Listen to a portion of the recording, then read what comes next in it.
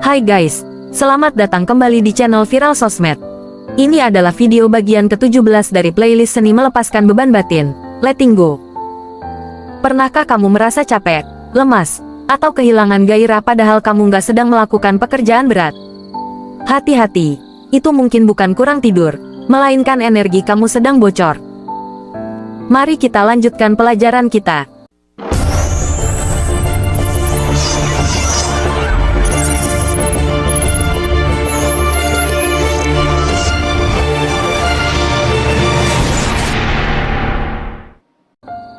Siap membuka pikiran dan hati tentang seni melepaskan.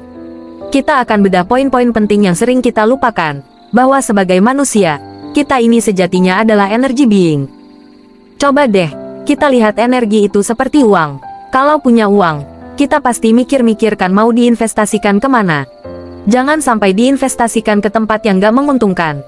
Ingat baik-baik, marah itu perlu energi, iri hati itu perlu energi. Ngomenin hidup orang atau menghakimi itu juga perlu energi. Sebelum melakukan hal-hal itu, tanyakan, apakah ini menguntungkan untuk diriku? Kalau enggak, mending gak usah. Kebanyakan dari kita tanpa sadar melakukan kebocoran ini karena 98% tindakan kita hanya mengulang kebiasaan lama. Kita lupa, perubahan besar dalam hidup dimulai dari mengubah kebiasaan. Part 1, Energi, Frekuensi, dan Vibrasi. Filsuf seperti Nikola Tesla bilang, kalau kita mau tahu rahasia alam semesta, lihatlah pada 3 aspek, energi, vibrasi, dan frekuensi. Semuanya adalah getaran, termasuk ucapan kita. Saat kita mulai menyadari pentingnya vibrasi, kita nggak akan mudah tertipu oleh kata-kata semanis apapun. Kuncinya adalah menjadi peka terhadap vibrasi di balik kata-kata dan tindakan.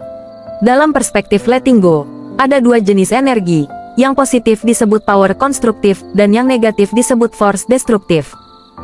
Perasaan kesal adalah energi. Pilihannya ada di tangan kita, mau kita gunakan energi kesal itu untuk membangun atau menghancurkan. Penting juga untuk memahami struktur batin kita, manas, pikiran, perasaan, dan emosi. Emosi itu punya power yang jauh lebih dahsyat. Satu emosi saja bisa memengaruhi ribuan pikiran yang datang. Itulah sebabnya, jauh lebih penting bagi kita untuk meregulasi emosi daripada meregulasi pikiran. Ini membawa kita pada pentingnya kecerdasan emosi EQ. Kecerdasan intelektual IQ mungkin bisa membuat kita pintar, tapi kecerdasan emosi EQ lah yang membuat kita bisa bergaul, bersosialisasi, dan menyelaraskan diri dengan kehidupan. Nggak heran, 46% keberhasilan seseorang justru terletak pada EQ. Percuma IPK 4 kalau nyebelin dan sulit punya teman kan? Part 2, Jeda, Korban, dan Pilihan 2 Sisi. Seringkali kita hidup secara kompulsif. Kita melakukan sesuatu karena didorong oleh faktor eksternal. Orang lain menyebalkan, lalu kita otomatis marah. Orang lain begini, kita otomatis merespon begitu. Kita menjadi korban, victim, dari reaksi orang lain. Kunci untuk keluar dari siklus ini adalah jeda.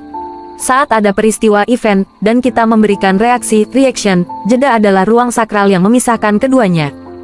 Kita harus menyadari bahwa, dia boleh marah, tapi aku gak harus marah. Kenapa? Karena responku harus ditentukan oleh aku, bukan oleh dia. Jangan sampai remote kontrol kebahagiaan kita letakkan di luar diri kita. Kebahagiaan itu adalah keputusan. Aku memutuskan untuk bahagia, terlepas dari apa yang terjadi di luar sana. Jangan kelamaan jadi korban, karena pilihan ada selalu di tangan kita. Semua peristiwa yang datang kepada kita hanya menyajikan 2 pilihan, melukai atau menumbuhkan. Sayangnya, 98% respon kita secara otomatis memilih untuk terluka. Sekarang, mari kita pilih yang menumbuhkan.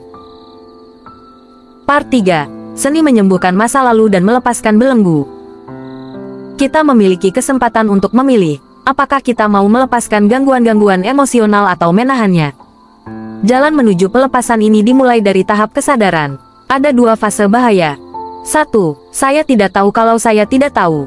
Ini fase penyangkalan, denial. Kita menyalahkan orang lain, playing victim, dan merasa diri baik-baik saja, padahal batin hancur. 2. Saya tahu kalau saya tidak tahu. Ini adalah gerbang. Begitu kita sadar ada yang kurang, kita akan mulai mencari tahu dan belajar. Puncak dari semua pengetahuan adalah menyadari bahwa I know nothing. Saat kita mencapai titik kerendahan hati, humility, pintu kesadaran akan terbuka. Kita nggak perlu mengidolakan atau merendahkan siapapun. Cukuplah kita di tengah, menjadi poros. Lalu apa belenggu terberat yang harus kita lepaskan? Ada 2. Belenggu pertama, hasrat untuk dihargai. Belajarlah untuk tidak mengharapkan penghargaan. Semakin kita ingin dihargai, semakin kita menyiapkan diri untuk kecewa. Kenapa? Karena kita mengharapkan validasi dari luar. Ketika harapan itu nggak kejadian, kita sakit hati. Ingat, jadi biasa-biasa saja itu cukup. Gak perlu mencari pengakuan atau penghargaan. Itu hanya akan membuat hidupmu semakin berat. Belenggu kedua, kemelekatan pada identitas diri kecil, small self. Kita sering membiarkan diri kita diperbudak oleh emosi negatif. Bagian diri kita yang kecil, small self inilah yang kejam, licik, pendendam, dan penuh penyesalan. Dia bertanggung jawab atas semua kebencian, rasa bersalah, dan penyakit dalam diri kita. Ingat hukum kepemilikan ini, segala sesuatu bisa menjadi milikmu, tapi tidak bisa menjadi dirimu. Contohnya sederhana, pulpen ini milikku, tapi pulpen ini bukan aku. Jika pulpen ini hilang, aku tidak pernah kehilangan diriku yang sejati. Tapi, coba deh kalau mobilmu ditabrak, yang sakit di mana? Kenapa kita merasa hancur ketika kehilangan hal yang bukan diri kita? Karena kita amnesia. Kita melekatkan diri kita pada ilusi kepemilikan. Melepaskan kemelekatan inilah kunci. Anakmu, pasanganmu, hartamu, semua bisa kamu miliki, tapi bukan dirimu. Kesimpulan, memaafkan dan menyembuhkan. Pelepasan sejati adalah berhenti melawan perasaan-perasaan positif. Kita sering merasa menghukum orang lain dengan memendam kekesalan atau dendam, padahal sebenarnya kita sedang menekan cinta dalam diri kita. Dendam itu adalah tindakan paling bodoh. Kamu memakan racun setiap hari, tapi berharap orang lain yang mati. Sementara orang yang kamu dendami, dia hidup happy-happy aja. Maka, untuk menyembuhkan luka, ingat selalu kata-kata ini. Memaafkan bukan berarti dia layak untuk dimaafkan, tetapi kamu layak untuk bahagia. Pilihlah untuk tidak mengalirkan energi ke ruangan marah, benci, dan judgement. Alihkan voltase ke ruangan memaafkan, sabar, dan welas asih. Ingat ya guys, dunia melihat diri kita seperti kita melihat diri kita sendiri. Berhentilah melihat diri kita murahan atau picik. Latih keterampilan melepaskan kebiasaan masa lalu. Latih untuk melihat sudut pandang yang lebih luas. Jangan biarkan apa yang orang lain lakukan mengubah dirimu menjadi versi yang terluka.